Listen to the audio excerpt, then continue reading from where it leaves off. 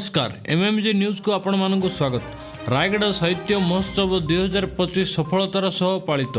रायगढ़ सहर स्थित यूजेएमआईटी conference hall रे रायगढ़ जिलार साहित्य इतिहास रे एक गरिमामय अध्याय जोग करी रायगढ़ साहित्य महोत्सव 2025 विराट और आनंदमय परिवेश रे पालित हो जाइछि। एही साहित्य महाकुंभ रे ओडिया साहित्यर सृजनात्मक चेतना, साहित्यिक चिंतन और सांस्कृतिक संप्रीतिर सुंदर समन्वय देखा मिलिथिला। एही अवसर रे मंचासीन थिले संपादक श्रीजुक्त सुशांत कुमार नायक, संगठन संपादक श्रीजुक्त डॉक्टर द्वितीचंद्र साहू, उपदेष्टा श्रीजुक्त लावण्य सबर, मुख्य उपदेष्टा श्रीजुक्त अशोक कुमार शारदा, विशिष्ट अतिथि श्रीजुक्त नवीन चंद्र नायक, सभापति डॉक्टर दुष्मंत कुमार महांती और मुख्य अतिथि भावे प्रसिद्ध साहित्यिक श्रीजुक्त दास बेनूर। महोत्सव रे राज्यर विभिन्न जिलारू आसीथिबा प्राज्ञ विज्ञ विबुध मंडली सहित कवि, गाल्पिक, प्राबंधिक और साहित्य प्रेमी मानक उपस्थिति सभा को अत्यंत उत्साहजनक करिथिला। ओडिया साहित्यर विकास,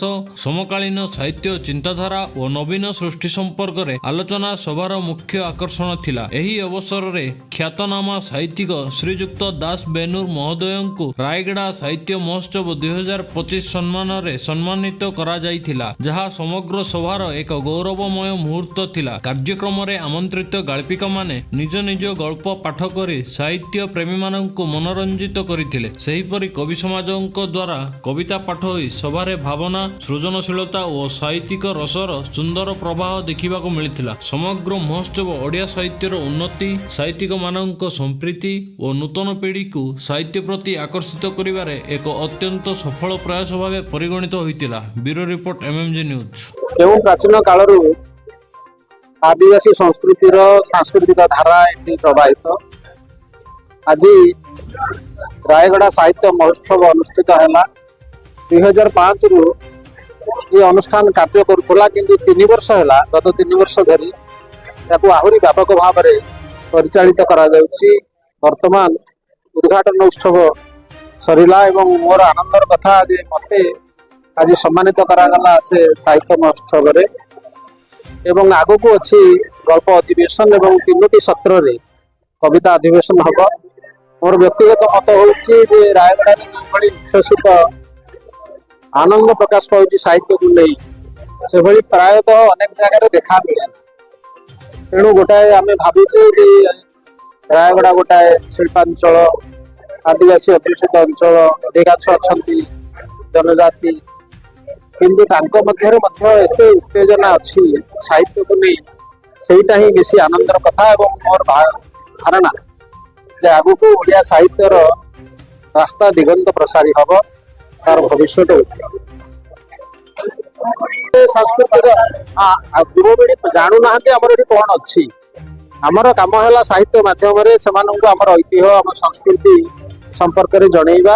तेणु जिते साहित्य उत्सव हम सेते से सचेतन हे संपर्क में।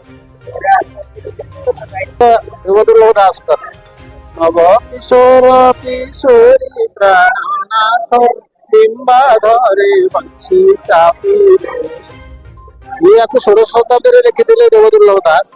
तार 100 रु अधिक वर्ष पर आमर सालवेग से गीत लिखिं, जो गीत गाई अक्षय महांती, से जो श्री कृष्ण बंशी ध्वनि सुनी थकित यमुना पानी, ये गीत धारा।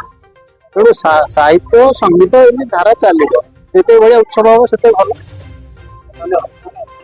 रायगढ़ साहित्य महोत्सव 2025 मु आपण मान मध्यम समस्त को मो ये साहित्य उत्सव को तरफ अभिनंदन जनाऊँ, कृतज्ञता जनाऊँ। समस्ते आज रायगढ़ जिलार सबु प्रांतर कवि, कवयित्री, गाल्पिक, गाल्पिका समस्त आसी एठारे उपस्थित अछंती एवं ता सहित सारा ओडिसा रु मध्य भी आछंती। या एक राज्य स्तरीय कार्यक्रम भावे आमे पालन करूछु एवं यही उत्सव रे आमे आमर श्रेष्ठ सम्मान रायगढ़ साहित्य उत्सव सम्मान प्रदान करूछु। चलित वर्ष विशिष्ट कथाकार दास बेनूर महोदय यही पुरस्कार पाइछंती एवं आपण मानकर समस्त सहयोग रे या समस्त द्वारा आदृत हो पारिछि एवं आम जिल्लार सब लोकायत प्रतिभा ଯେଉଁମାନେ ବର୍ତ୍ତମାନ ଛାତ୍ର ଅଛନ୍ତି ସେମାନେ ମଧ୍ୟ ଛାତ୍ରଛାତ୍ରୀ ଲେଖାଲେଖି କରୁଛନ୍ତି ସେମାନେ ମଧ୍ୟ ବି ଏଥିରେ ସୁଯୋଗ ପାଉଛନ୍ତି ଏବଂ ସମସ୍ତଙ୍କୁ ନେଇ ଆମେ ଏ ରାୟଗଡ଼ ସାହିତ୍ୟ ମହୋତ୍ସବ ପାଳନ କରୁଛୁ।